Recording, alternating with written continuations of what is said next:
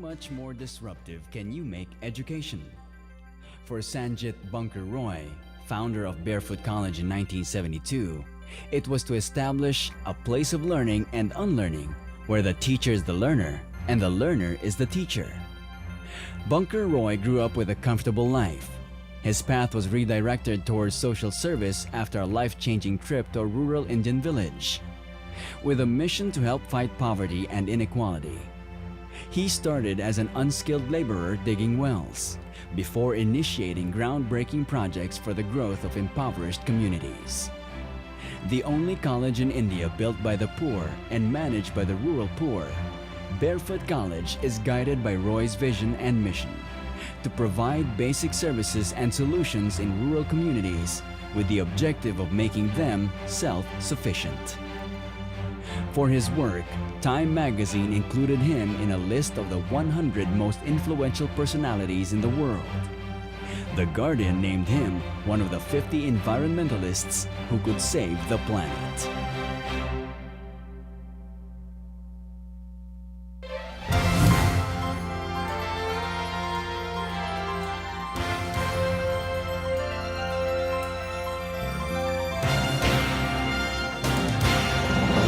Please welcome the founder of Barefoot College, Sanjit Bunker Roy.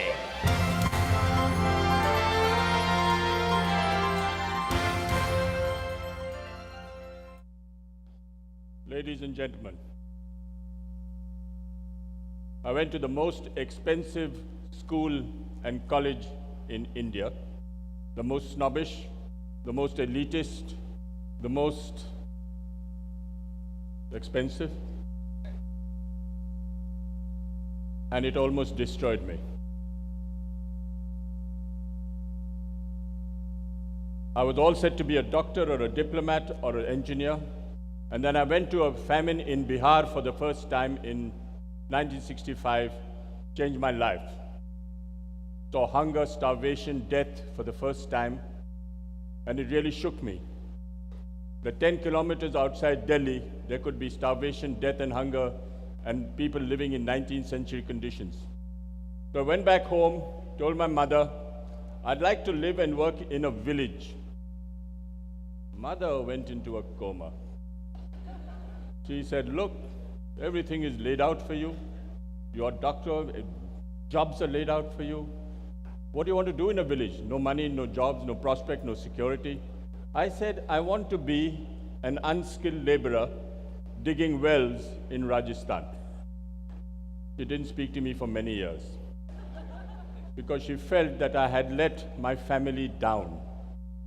I should be going to Zurich and New York, not going to a village in the middle of a desert in Rajasthan. But there, I was exposed to the most extraordinary knowledge and skills that very poor people have. And that is where I learned the difference between literacy and education. You know, Mark Twain said, never let school interfere with your education. School is where you learn community, where you learn how to read and write. Education is what you get from your family, from your environment, and from your community. I thought I would start a college only for the poor. Where is it written that just because you can't read and write, you cannot become an engineer, you cannot become a communicator, you cannot become a designer? So we said that we start a college only for the poor, which would reflect what the poor thought, and only what the poor thought would be implemented, applied in the college. So we redefined professionalism. Who's a professional today? A professional is someone who has a combination of competence, confidence, and belief. A water diviner is a professional. A traditional midwife is a professional. These are people all over the world, including India, where you find these people highly respected, still accepted by the community and applying a knowledge which is not exposed in colleges and schools. Barefoot College is 500 miles southwest of Delhi. It's in the middle of a desert. This is a very famous quotation which really reflects the college. The illiterate of the 21st century will not be someone who can't read and write, but someone who can't learn, unlearn, and relearn. So we said, we will apply this in the college itself. So the college today was built by barefoot architects. Someone who can't read and write today, he is the first barefoot architect. He built me a college at $1.50 a square foot, still stands today, hasn't leaked, doesn't collapse, all run by someone who can't read and write. Today, this college has 150 professionals, and it is the first and only college which is fully solar electrified. All the power comes from the sun. Everything is working off the sun. And this man is the first barefoot solar engineer who solar electrified the campus. He's only done 8 years of schooling, but he knows more about solar engineering, I know, than anywhere in the world. Today, he's a priest in a nearby temple, and he has trained all the barefoot engineers today. This is the solar electrified campus in the Barefoot College. It runs my photocopying machine, it runs 40 computers, it runs my audiovisuals, it runs my dentist chair, it runs everything, the solar. And for the next 25 years, I have no problems with power. It runs a milk booth, it runs power for the library, it runs power for the, you have a solar operated ATM machine too in our village. It has a telephone exchange. We are together now the only rural college in India which is fully covered by Wi-Fi, faster than Delhi. And we have a film editing machine which works off solar. We make all our films. We capture the culture of Rajasthan. We have 4,000 hours of music which is now almost disappeared because we think that is the essence of Rajasthan. If you don't preserve the culture, you really die. We have forestry, we keep all our traditional plants. This is just by way of demonstrating that you don't have to go to school and college to do something extraordinary like this. Today, we have a dentist, a lady who's a grandmother, who's never been to a dentist school, but she looks after the teeth of 7,000 children. That's a dentist chair. We have acupuncturists who have been trained from the village itself. We have a community radio which reaches 5,000, 50,000 people, about 50 kilometers around Tilonia, all talking about social messages, messages that should deal with the quality of life of people on the ground. If you should come to the Barefoot College, you will get solar cooked food. Now this solar cooker has been made by grandmothers who have actually fabricated this solar cooker, and they're almost German. They're so precise. We won't have Indian women so precise as these women today who made these solar cookers. We have a pathologist, a barefoot pathologist. All people trained learning by doing. So this is the staff of the Barefoot College. We believe in technology transfer. How do you demystify and decentralize the most sophisticated technology into the hands of very, very poor people? So, today, Rajasthan, where we live, sometimes it does not rain for 5 years. But the technology of collecting rainwater, we have learned from the people. This is a rainwater harvesting tank which is 300 years old. But we still believe that if you collect rainwater, you can actually have 6 months of water rather than take water out of the ground. So that technology of the people we actually applied on a large scale. So now we are collecting rainwater in all the schools. Today we collect over 100 million liters of rainwater in 1,200 schools, and 50,000 children have access to rainwater. Cleanest water, purest water, potable water. But if you ask engineers, why aren't they doing rainwater harvesting? They gave me a very stupid answer. They said it was not in my curriculum, you know? Can you imagine? Don't you need common sense? So, all the basic minimum needs we look after in the Barefoot College. One is education. 60% of the children in India don't go to school, but they can only go to school at night, because in the morning they're looking after the chores of their mothers, looking fetching water, fetching firewood. So we said, why don't we start schools at night? So we started schools at night in 1975, and today, over 75,000 children have gone to these night schools. But the beauty is, 8 years ago, we thought we would teach them about citizenship, about democracy. So, we had an election. Children between 6 and 14 voted a prime minister. That was the school that it looked like in 1975 with kerosene lamps. Today, all of them have solar lanterns. But these 225 schools reached 7,000 children. And all these 7,000 children elected through a democratic process a prime minister. The prime minister today is 12 years old. She looks after 20 goats in the morning, but she is prime minister in the evening. She has a cabinet, Minister for Education, Minister for Energy, Minister for Women's Development, and every month they sit and decide and supervise their own schools. Why should an adult do that? Why not children? So, this is the cabinet. Every month they decide, and the cabinet decisions are very, very powerful. If they should happen to tell me through a postcard that the teacher is not working, he or she is fired.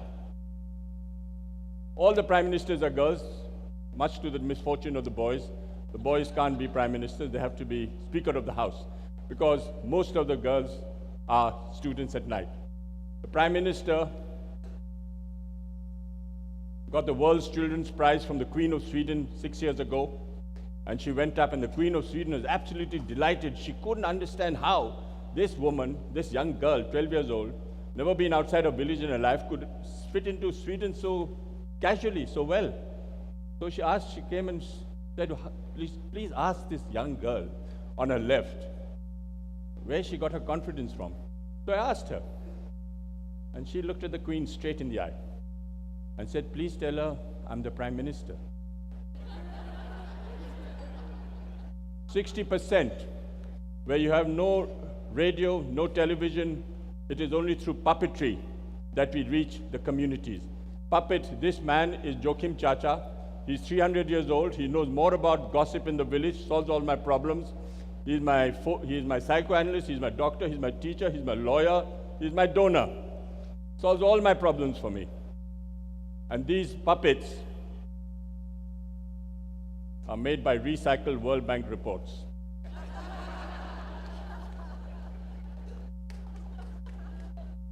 Employment is very important today, and so we are training women. What is the most powerful way of communicating today? Is it television? Is it telephone? Is it telegraph? It's tell a woman. Now these women are always there to stay. They are the ones who are actually keeping the families alive and ticking.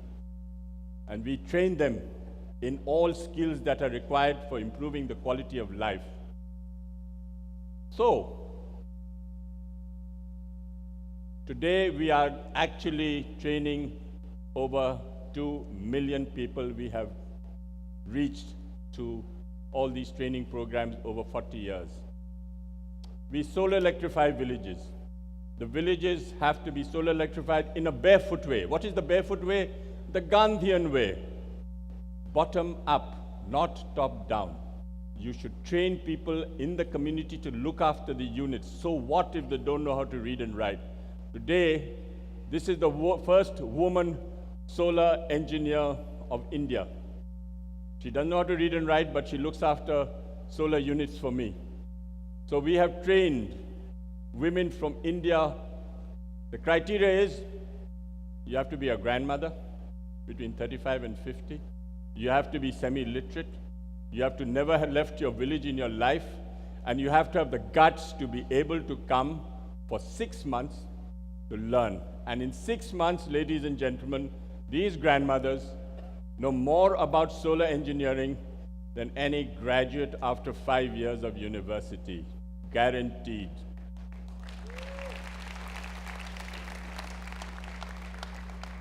So after doing this In India, we thought we'd go abroad. So we got into a collaboration with the government of India, and we said we will try to take the barefoot model abroad. So today, we have, after covering India in 13 states, we went to Africa. And between 2008 and 2015, we have covered almost the whole continent of Africa. This is the light you have in the villages in Africa. All have to walk for 5 to 10 kilometers for lighting. So why not bring solar light into the village itself? So here are the women, 40 women every 6 months come to the Barefoot College and learn. All solar mamas learning how to be a solar engineer by hand, only learning by doing, not the speaking or written word, only by hand. And what else did we learn? We learned, ladies and gentlemen, that men are untrainable. Men are ambitious, men are restless, men are compulsively mobile, and every man wants a certificate. And the moment you give that man a certificate, he leaves the village within 24 hours looking for a job in Manila. So why train men at all? So today, ladies and gentlemen, we have trained 9 grandmothers from the Philippines. And if you'd like to know more about them, extraordinary grandmothers. From the middle of the bush in the Philippines, they've come to India and gone back and become solar engineers. We have covered the 34 countries in Africa. We have covered Philippines, Asia. We just named the country and we have followed it. 47 of the least developed countries recognized by the UN, and the barefoot model has reached 40. Covered the Pacific, and we've covered South America. And of course, our biggest fan was Michelle Bachelet when she was looking after the UN. Unfortunately, president of Chile now. But she was very good. So, 700 grandmothers from 70 countries around the world, and not one failure. Not one grandmother failed us. Can you imagine the extraordinary grandmothers today of the world?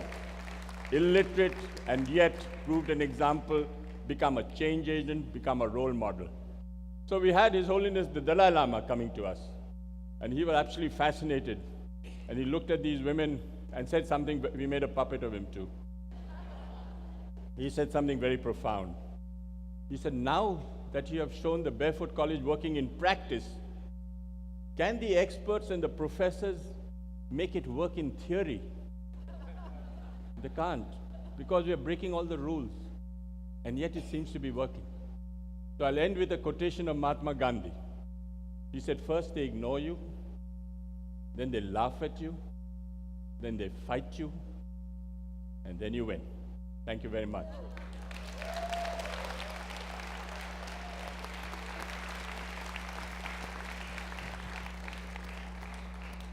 I'm keeping to my time, 3 minutes for questions. Any questions? We would love anyone who would like to support the grandmothers of the Philippines to come up. We need a lot of help. So if anyone has a CSR policy, we'd love to talk to you. We want more grandmothers to be trained in the Philippines. Please, any questions?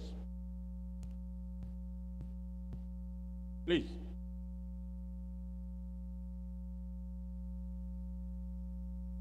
Jimmy Ferguson from the United States. The future of the Barefoot College as it relates to healthcare for the doctors, physicians, the nurses, and other healthcare professionals.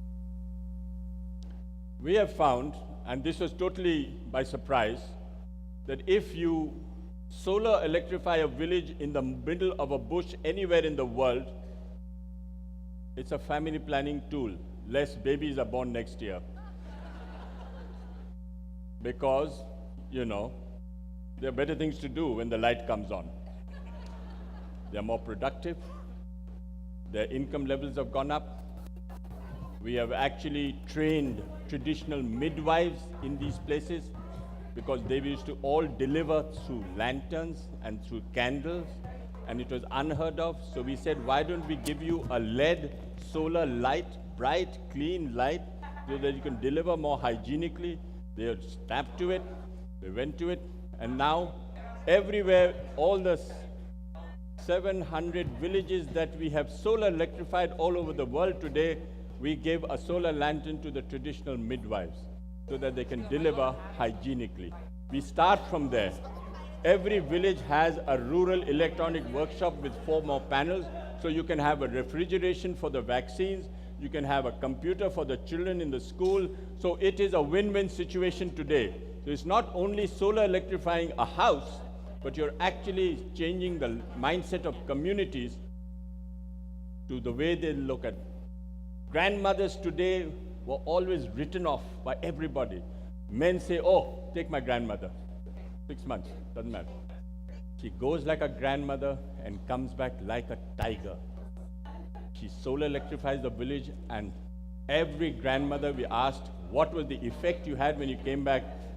Husbands were scared of them for the first time. They couldn't imagine their husbands. They couldn't believe that this woman had come back. You know, when they go, it's like a funeral. When they come back, it's like a resurrection. You cannot imagine that these women can become solar engineers today. So health is a major input in solar electrification. We got an email from Malawi saying, thank you very much for solar electrifying my village, because it's for the first time there are no rats, no scorpions, and no snakes in my house. Can you imagine? When we solar electrified a village up in Kashmir at minus 40, we said, what was the benefit you had of solar lighting in your house? And she said, it's the first time I can see my husband's face in winter. Can you imagine? Living in darkness and minus 40 in a candlelight. So, any other questions, sir? Yes, please.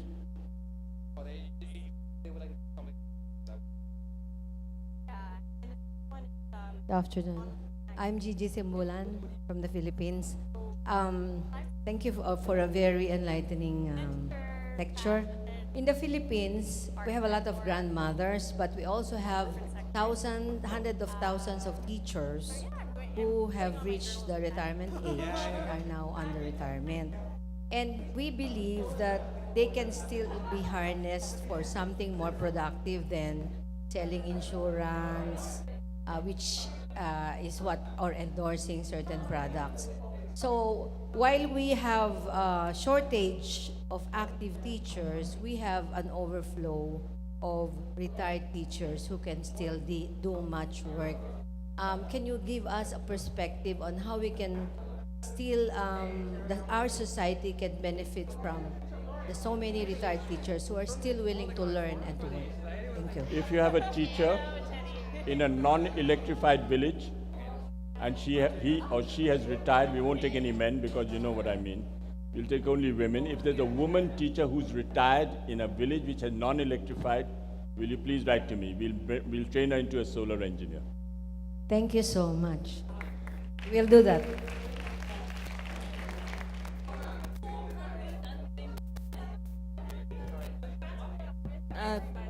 Thank you very much for your speech. I'm very impressed. I am Rosalyn Wee, President of the Philippine Federation of Local Councils of Women. I go around the Philippines every year for 13 years to teach women to do business. Now, I would like to teach them what you're doing. Can we have a joint venture together? No problem at all, madam. Thank you very much. And that'll be the last question, Mr. Roy. We would like to thank you so much for your sharing.